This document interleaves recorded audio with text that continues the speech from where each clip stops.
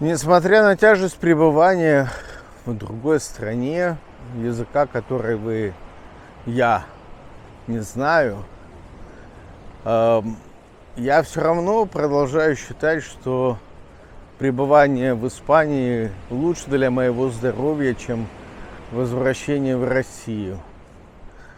Если подумать, представьте себе, допустим, если бы я сейчас вернулся, то мне бы пришлось терпеть вот этот захлестнувший страну, как называется, Z-патриотизм, когда участников специальной военной операции, то есть участников войны, называют героями. Мне пришлось бы активно фильтровать то, что я говорю. Не дай бог, скорее всего бы пришлось просто отказаться от публичных высказываний, потому что в России непонятно, какое слово может быть истолковано как нарушение закона, а молчать это, не самое мое любимое качество. Я бы видел, как люди, которые в другие времена бы считались не лучшим человеческим материалом, занимают разные посты просто по причине того, что они участвовали в войне. Не все из них такие, но многие. Участие в войне я не считаю положительным опытом. Это очень травмирующий опыт. Страну, самое главное, почему я по-прежнему в Испании, потому что я могу построить по текущим данным примерное будущее. Европа тоже сталкивается с множеством проблем, и пока я не вижу решения этих проблем. Но Россия столкнется с проблемой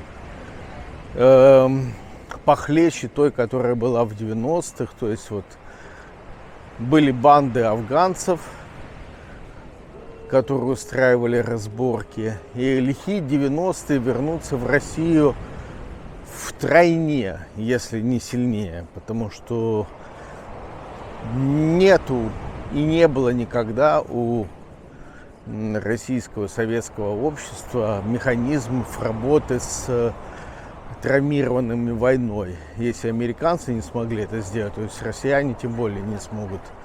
То есть меня в основном удерживает в Испании то, что тяжелое будущее Испании лучше, чем ужасное будущее России. У России впереди ужасное будущее. Хорошие годы россиян остались между 2004 и 2014. Это было лучшее время в жизни Российской империи, которая потихонечку распадается с катаклизмами, с катастрофами. Это и 2017 год, и 91 год, и, к сожалению, Краснодарский край будет вовлечен в орбиту следующего распада как граничная территория, находящаяся около Черного моря. Это прежде всего транспортные маршруты, это экспорт-импорт, это наркотики, это криминал. Краснодарский край будет в это вовлечен, как и любые другие граничные территории в России. Стабильно плохими останутся, например, Тверская область.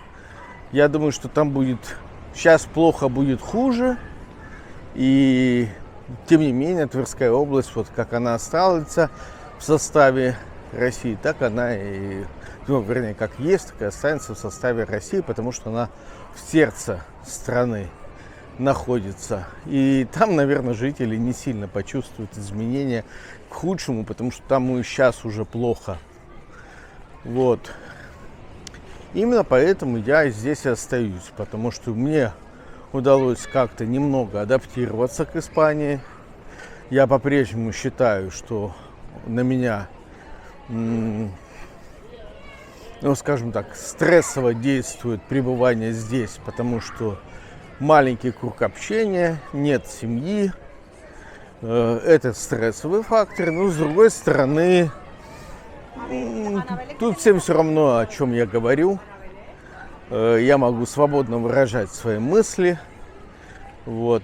И это меня радует. В России я бы такой возможности не имел. Вот. Немножко, конечно, напрягает то, что я не знаю испанского языка в достаточной степени, чтобы свободно общаться. Но процесс изучения потихонечку идет. Я уже сейчас на слух понимаю больше, чем до этого, уже примерно на уровне А2. Вот. А комфортное ощущение языка начинается на уровне Б1. Так что еще немного, при минимальных усилиях с моей стороны, я буду более-менее понимать испанский язык и что-то иметь возможность самостоятельно выразить. Вот такая вот текущая сводка. Пока, подпишитесь на меня обязательно.